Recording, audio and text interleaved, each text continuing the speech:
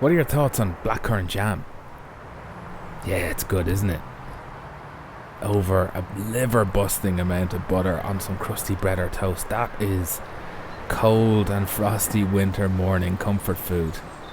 I love it. And a scalding hot cup of tea. I would love some of that right now. And I got cabin fever from being in the shed too long. Oh yeah. So here it is. Remember, at the end of the last episode, there was a shot of a fuel assembly hanging from the rear of the car. Well, I had to pull that down. And although the fuel filter doesn't look so fresh, it is. And the pump was working fine too. The accumulator, well, the jury was out initially on that, but we'll get to it later on. It wasn't long before I went looking to order a few replacement parts here, and I realised what I have sitting here on the bench has a little bit more going on as a fuel assembly than the average petrol W123. It took a little bit of working out, but this is actually the setup from a W116, the likes of a 280 SE from the 70s. And a couple of people have told me that Mercedes are one of these companies who were known for just using whatever parts were available and at hand. So this probably was put on the car from factory, but we'll never know. Now the funny thing here is the body of the fuel pump and the fuel filter itself are made of aluminium. And all of this is held together with mild steel. And even mild steel will promote galvanic or dissimilar metal corrosion with aluminium if left in what is essentially a marine environment. If there's electricity, salt and water present, you're going to get some corrosion on the aluminium. That is why both the fuel pump and the fuel filter have these blue bands. They are literally a physical barrier between the steel and the aluminium.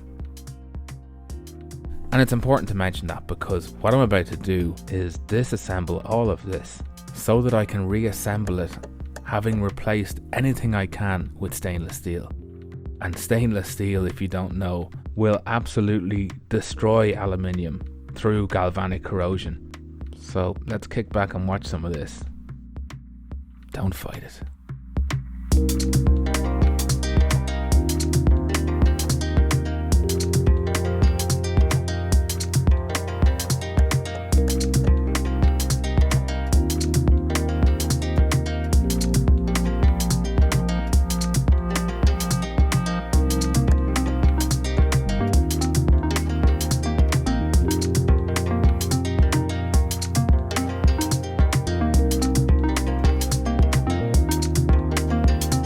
This is the fuel tank strainer. It's not a filter, it's just a gauze that catches any kind of debris or crud that gets into your tank when you're filling it.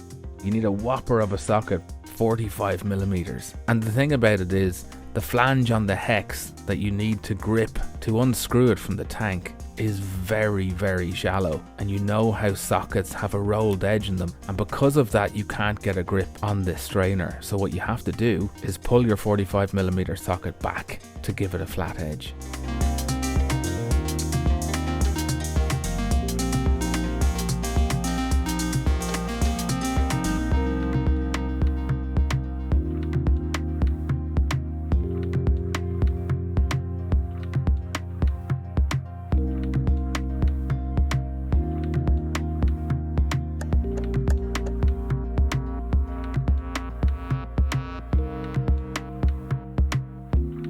Okay, so the main bracketry of this fuel assembly is this horseshoe shaped thing that bolts directly to the body of the car. Onto that go 4 metalastic bushes, I presume to isolate the vibration of the pump from the body of the car. And hanging from those is a bracket shaped like a figure of 8 with a T section at one end. And I figure if I can make these in a non-corrodable substance, then that's what I want to do. So I've got my nice little sheet of stainless steel and I'm going to go for it.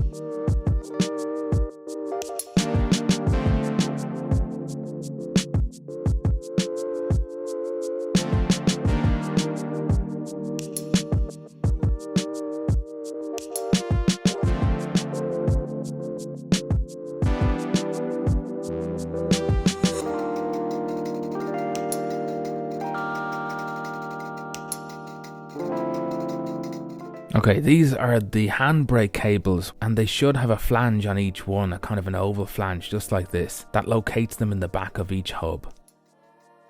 This is the remains of one of mine. And this is just a little bracket that stops the main fuel line coming from the tank from flopping about. So we're off on another little adventure.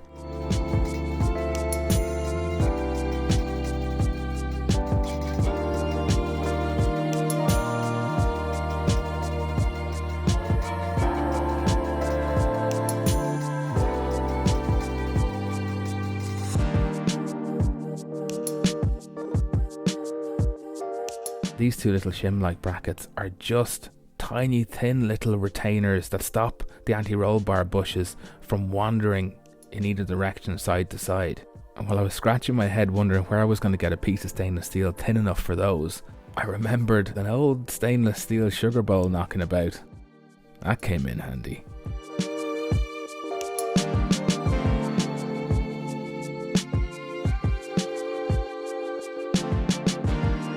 Moving on, the differential is pretty much prepped. It needs to be painted, but I swore I wouldn't spend any time on these axles, and the reason is the joints at either end of them have seen better days. If you drive this car for around 2 hours on the motorway, one or other of them will start to clunk, and that's a sure sign that they're wearing out, or that they're dry, or both.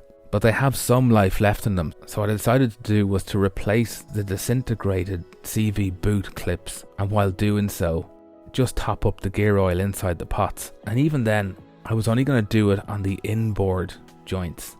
Now, it's pretty easy to pull the axles out of this diff. You've got to release the rear cover, and I'm not doing that until it's all back together and I change the oil. But way back when we first got this car and it came with a donor, I decided I'd pull the axles and the differential to put on a shelf if we ever needed them. This is how you remove the axles, and this is time lapse rather than stop motion, because I didn't want this car on the drive.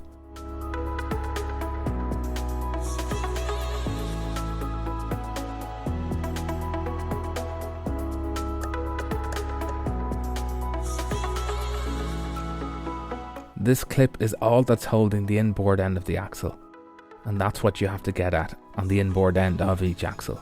And with the differential jacked up as high as you can get it, and the trailing arms at full droop, you will have enough clearance to pull each of the axles out.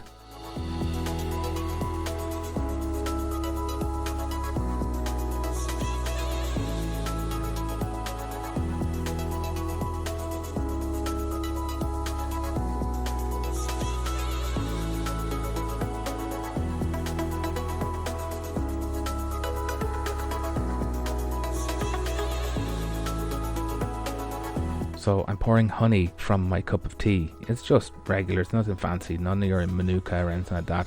It's just regular EP90 gear honey. And I thought that I had read somewhere that these pots take 250 ml of gear oil each. I'm not even sure, by the way, that EP90 is the right stuff for these, but if it's good enough for a differential, EP90 is formulated to be anti-foaming, I believe, amongst other things, so it should be fine.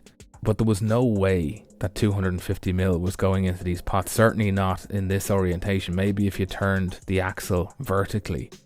We'll suck it and see. I put about 50 ml into each one, and the difference it made to how smoothly these axles rotate and articulate was incredible. So now I'm going to do it on the outer ones, because by comparison to these inner ones, they feel rubbish.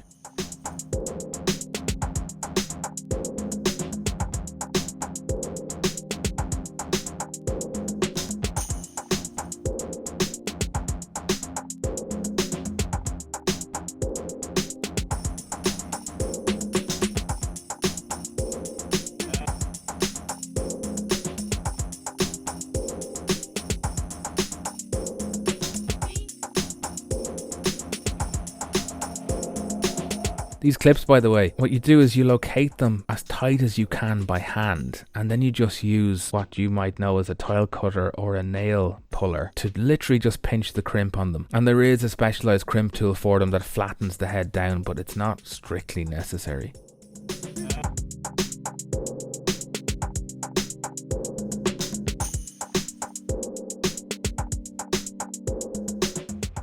Oh dear, what would you say that is, 250 ml?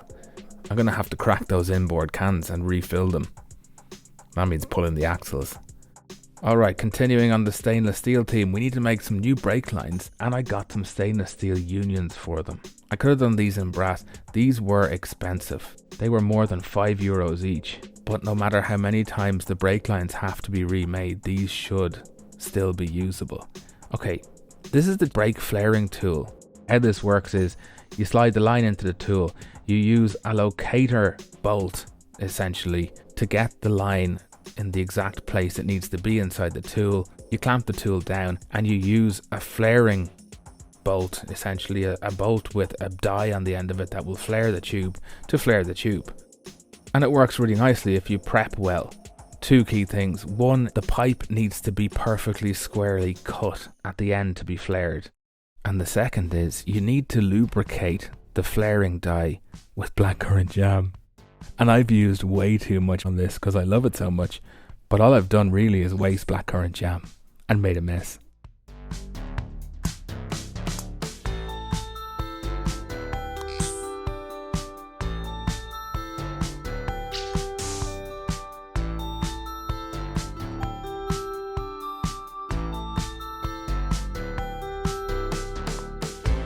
Hello outside world. Hey Mr. Lamppost, what you knowin'? Come to watch the Mercedes growing? No, not gonna answer me, Mr. Lamppost. You never talk to me when I want to. Always so rude.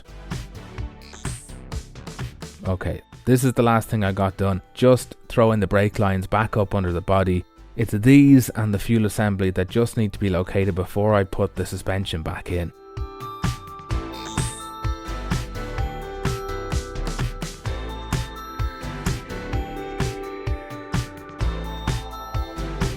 Don't they look smart?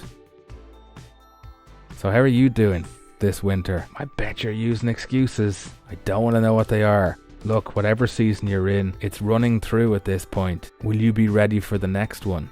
You've got to get out there, and I guarantee as soon as you do, you won't be very long at it when you'll realize you'll have completely forgotten about whatever reason had stopped you from being out there working before. The sense of achievement is more than payment.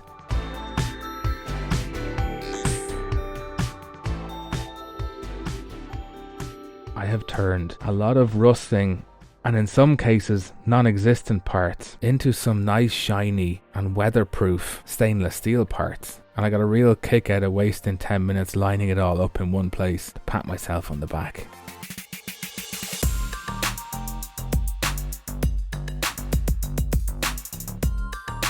At the end of each episode, I always recognize each new patron, because for us smaller channels, these people are the lifeblood of the channel. It does not happen without their support. So if you think you'd like to help out, check out my website, link in the description for quite a few at this point, different ways you can support the channel. The basic thing you can do is subscribe and please turn on notifications. They make all of the difference. So without further ado, to Andrew Evans, Andy K, Arno Schmidt, John Shirtliff, Kevin B, Matthew Voquang, Martin Schuld, Paul Connolly, Pierce Liefeld, Robin Kernett, Run Rin, Thomas Schneider, Tony Butler, Trent Iverson, Vergarda, Vitali, Vladimir Oxpu, Will Team, and Wojciech Fabianowski. Thank you sincerely for the support. I'll see you behind the scenes with the Patreon exclusive update videos. Don't muck about, get outside, get under that car, or in it if you're lucky enough to have one that works. And I'll see you the next time.